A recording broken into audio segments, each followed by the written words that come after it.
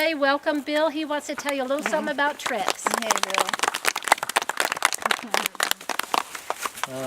Do you guys find a lot of good acorns today? Yeah. Was there a lot with bugs in them? Not too many. There's a good bit, though. Yeah. It's one of the reasons why we burn for the acorn is to reduce the infestations that make them inedible, not only for us people but for wildlife.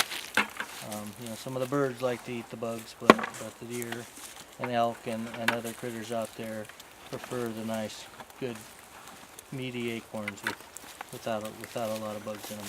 And so a long time ago, these tan oak stands were managed frequently at a pretty large scale with fire, and part of that process was to burn underneath of these trees and scorch the buggy acorns before they could leave the acorn and go burrow into the ground, so then they can hatch out the next year or so and fly up into the trees and infest the next year's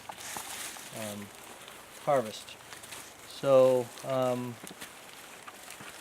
lot of times these tan oak stands are in kind of a moisture environment, and so it's if you're burning every few years in these stands, it can be hard to get fire to carry across and burn burn everything, every piece of the understory or the ground fuels.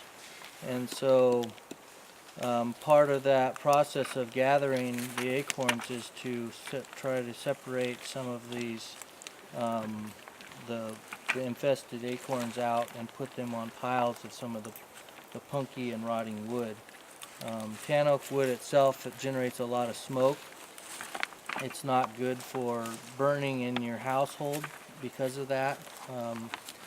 It's you can burn it in your wood stove now because the smoke doesn't release right in your house so much, but typically it's a wood that likes to smolder and generate a lot of smoke. And so another thing that the acorns do get infested with are molds, different kinds of molds. When they get a little too wet before you gather and you don't get them dried out fast enough, you can get some mold growing in them that makes them kind of funky to eat. But smoke is one of those things out there that actually can help to get rid of the molds, and there's probably a whole bunch of other positive effects that the smoke in the canopy provides to the trees that we don't quite understand completely today.